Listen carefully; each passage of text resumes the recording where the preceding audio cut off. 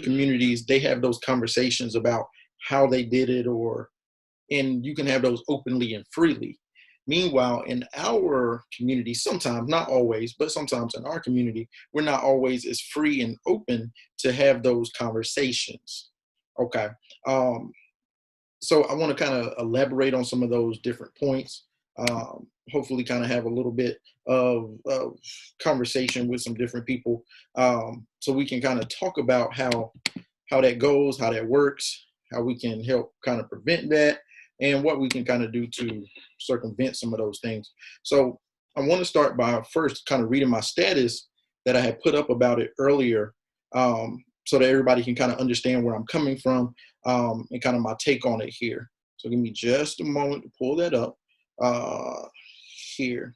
So in my status, I said, one of the major issues in the Black community that keeps us from being able to talk about money, finances, and how to build wealth is not a lack of knowledge, but instead a fear of broke people. And allow me to explain.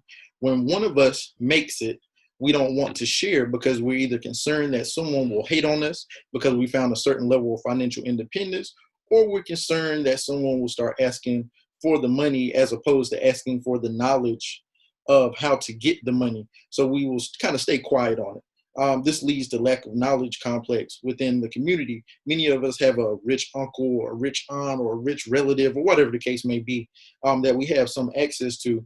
However, many times you ask them to teach you, how many times have you asked them to teach you to get what they got instead of asking for them to just give you the money that they have? So I kind of want to go into kind of exactly what I meant and elaborate on it a little bit more and go a little bit deeper into it. So what I'm really getting at is we have to initially, before we can ever start becoming real estate investors, we start investing in the stock market, businesses, whatever it is, we have to learn that from somewhere. I think PD, you actually mentioned it. Y'all know PD. That's my, I call him soon to be pastor, but we get into that another time. But he had kind of mentioned everything that you learn, you had to have learned from somebody, which is true. Which is another reason why I'm not really about demeaning people, because I understand the fact that literally everybody on earth knows something that I don't know. So I can't belittle someone behind them knowing something that I don't know, or because I know something they don't know, they know something I don't know. So I can't belittle them just because of that. So with that being said, when we're trying to build up, and everybody with all the Black Lives Matter movement and some of these movements that we have here recently, everybody's been real big on community and how do we change the community and how do we change all these different things. But, in a lot of the, I call it opposition to the movement, they hit you with the, what about black on black crime or whatever the case may be. And this is not a black on black crime thing, but this is about, okay, what can we do in our community to change some of the things so that we can also change them outside of our community? Not that they don't need to change out there or taken away from that, but I'm speaking directly to what we can do inside our community to start to change some of those items. Some of those things being just having the conversation. I've seen a lot of people, they complain about, my parents didn't teach me this, or we didn't learn this at school, or this, that, and the third. Once you know better, you do better, and you pass that along, okay? But also keeping in mind that you have to pass it along in a way that you're not belittling other people, or you're, as my man Chris said, you're flexing just to show that you're better than someone, or just to show that you have something that someone else doesn't. With it, so it's balance in everything. You have to make yourself where someone is able to come and ask you something, or to come and approach you on how to learn something, and at the same time, you're willing to give them the information without feeling like they're stealing from you, or without, kind of guarding your purse and holding it tight, if you will, or guarding your wallet, or whatever the case may be. And so that's kind of even what I did. That's why a lot of times I'm just even a conversation starter for finances. Let's have this conversation. Why did you go and get a 28% interest loan? Let's just have the conversation about it. Or if you don't want to point it out, okay, let's talk about interest rates on loans. How many times did you sit in your house growing up, or have you sat among your circle of friends and had a serious conversation about interest rates, what they mean? Why is it important for it to be low? We know the monthly payment is cheaper. We get that, but what is it that we're trying to accomplish in the long run that we need? Also, the thing that we also have to understand is that interest rates are highly relative. Okay, so what I mean by that is you would never sign up for a 28% interest rate on a house, but you would do it on a car, in theory. And why is it illegal on, say, a car, but it's not, or illegal on a house, but it's not illegal on a car? Like, there's a lot of different things that you have to sit back and start to have these conversations so that we can grow. With it, we often talk about, everybody, we know the same foods. We know all the different foods. We know all the different movies, different music, all these different things, and all these different cultural things that we have. But finances being one of the most important, we have to also know that the same way. So you have to be willing to have those conversations. Now, what is something that we can do in kind of changing that stigma? Now, when I say the fear of broke people, so people will make it, and you already know, if you ever let people know you have money, or you feel like if you let people know you have money, they're one, going to start asking for it, or they're going to start treating you different because you have more money. It doesn't even mean that you change. People say you change when you got money. No, your perception of me sometimes changed. I didn't necessarily change. Your perception of me now changed because I had money. Okay.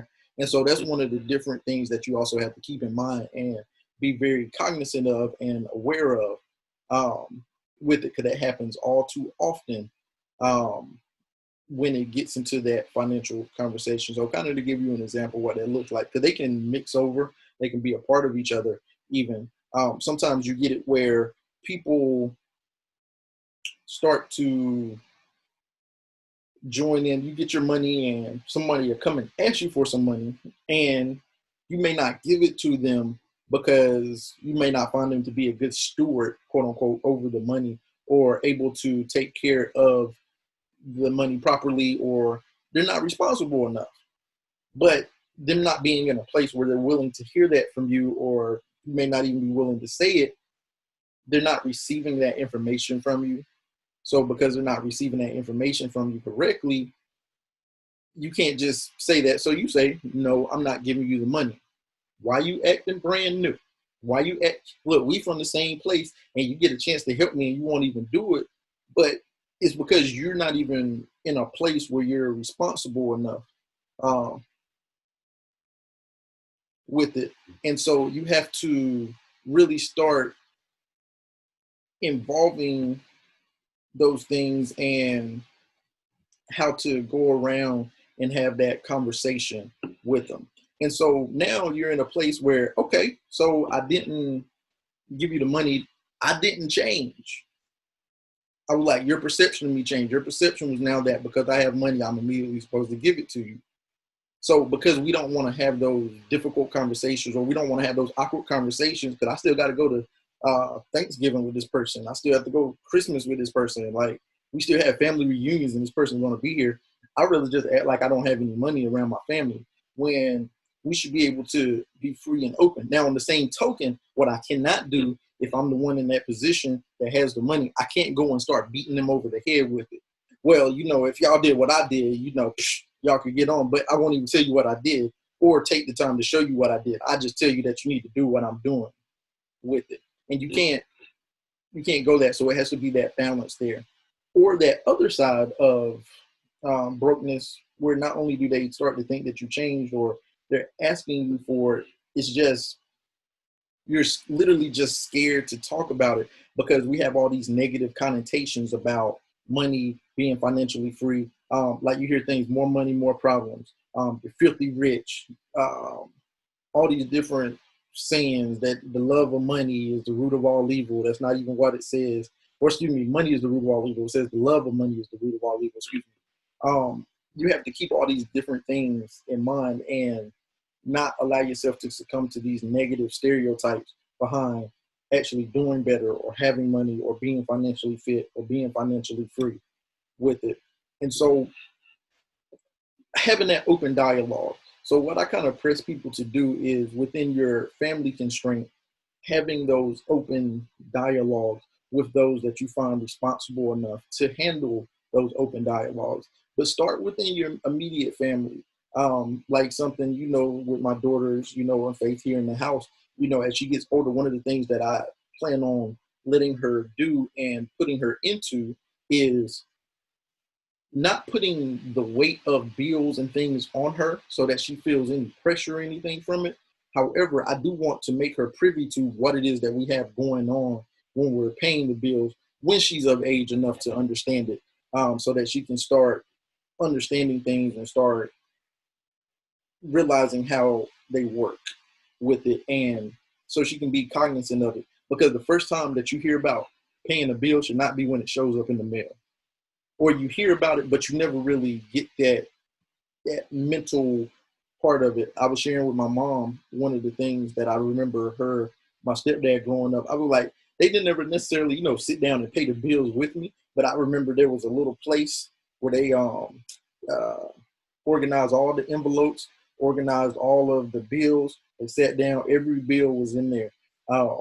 With it, it was dated when it needed to be paid. A lot of times on the outside of the envelope may even have how much needed to be paid. And so from a very early age, I got a really good example from my mom, my stepdad, on how to organize your bills, how to pay them, and pay them when they're due, or pay them before they're due. Like pay them when you have the money. If you know you're not getting any additional money between now and the time that you get your bills, go ahead and pay them. Like don't wait. You don't have to wait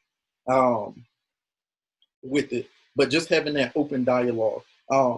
Y'all know me. Y'all know anybody that's ever text me, call me, ask me for some financial advice, my opinion, whatever the case may be. If I don't know, um, if I don't know the answer to it, I find somebody that does know the answer. And y'all know me. I will tell you very blatantly, I don't know. I would like, this is what I think, but I don't necessarily know for whatever reason. If I do know, however, I'm more than welcome to give you the information. A lot of people like to hold it real close to their chest because they feel like, well, if I put somebody else on game, they're going to come up. Contrary to popular belief, there's enough money out here for everybody. I was sharing with Kamaya on the post.